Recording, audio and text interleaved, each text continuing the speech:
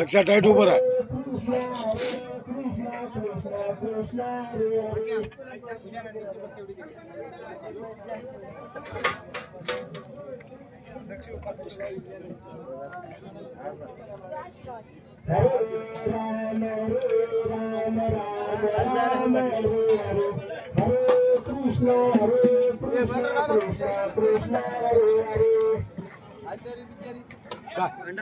काय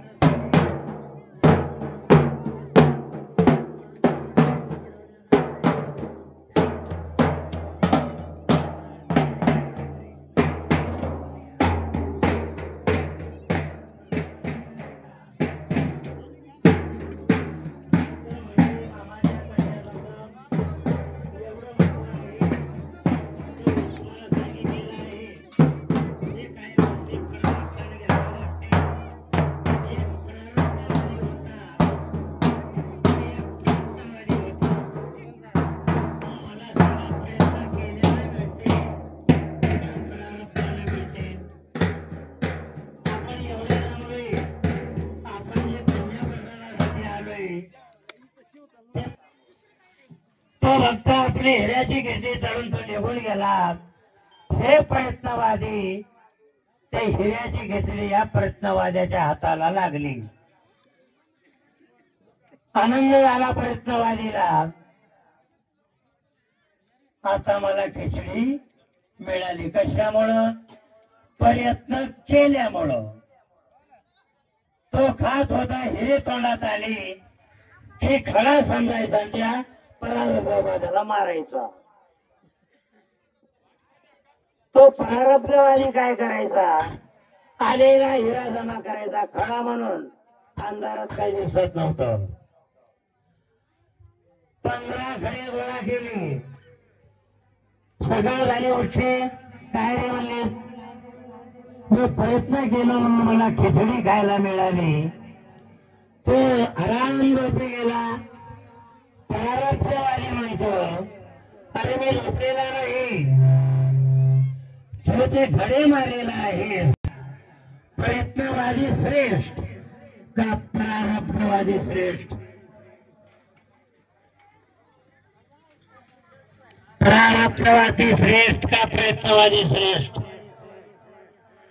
हा प्रयत्न केल्यामुळे ह्याला हिरे मिळाले. प्रारब्धवाल्याला प्रयत्न करून ह्याला काय मिळालं? खिचडी. मग आपण प्रारब्धवादी आहात म्हणून मामाचा कन्या प्रसाद मिळतोय, प्रयत्नाने मिळत नाही. इतरा माणूस बाहेर गावाला निघून जातो. काही गोष्टी म्हणून संतांना सांगितलं प्रारब्धाची जोडी धन. हे काही गोष्टी प्रारब्धाने घ्यावे लागतात. आणि तो योग म्हणजे आज मामाच्या कन्या प्रसादाचा आहे. आपण प्रारब्धवादी आहात, पुण्यवान आहात असंही म्हणलं तर काय वेगळं ठरणार नाही. हे काही गोष्टी पुण्यामुळे घडतात. हे जे मामाचा वैभव आहे त्याला सुद्धा मामाची भेट होणं, यांना सुद्धा पूर्व संचेताची गरज आहे. पूर्वीची पुण्याही लागते. जो माणूस दान धर्म करतो त्याला सुद्धा पुण्याची गरज आहे. शास्त्राचा नियम काय आहे? संचित क्रियमान भोग मग प्रारब्ध ठरते असं शास्त्र म्हणते. ज्ञानेश्वर महाराजांनी ज्ञानेश्वरीमध्ये काय सांगितलं? पुण्याची पावटी सरी इंद्रपदाची ओटी उतरे, येऊ लागे माघारी मरते लोका. पुण्य संपलं की आपले संपलं, पालखीमध्ये बसावं लागते. आपलं पुण्य शिल्लक आहे म्हणून इथं मामाच्या पालखी सोहळ्यामध्ये आपण आलोय. म्हणून हा सोहळा आपल्याला पाहायला मिळतो, ऐकायला मिळतो.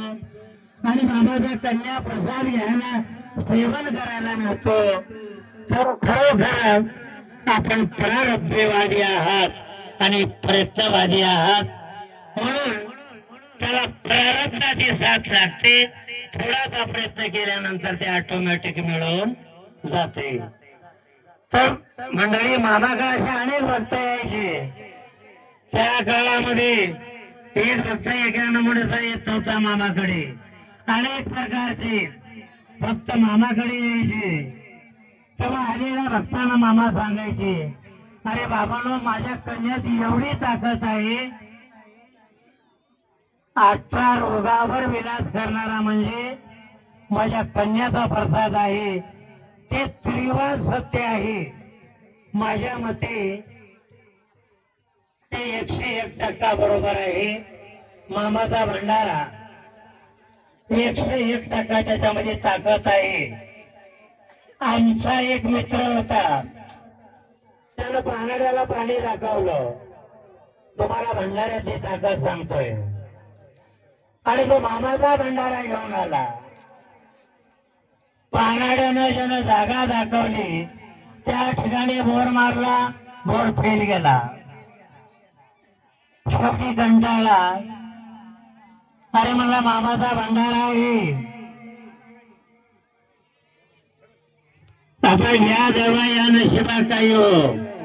पानाड्याला दाखवलेली जागा नव्हती. मामाचा भंडारा टाकलं. त्या ठिकाणी बोर मारण्यात आला. 3.5 इंच पाणी लागलं. त्या ठिकाणी पानाड्याला दाखवलं. मामाचा भंडारा टाकला, त्या ठिकाणी फेल गेला. कारण मामाच्या भंडाऱ्यावर विश्वास नव्हता म्हणून फेल गेला. पुन्हा मामाच्या भंडारावर विश्वास आला म्हणून तिथं पाणी मिळालं. त्याच्यासाठी मामावर विश्वास जोपर्यंत तुम्ही ठेवणार नाही तोपर्यंत मामा आपलं काम करणार नाहीत. त्याच्यासाठी इथं आल्यानंतर भाव जरा भक्ती करा. जर भाव धरून येत असाल आपला काही उपयोग होणार नाही.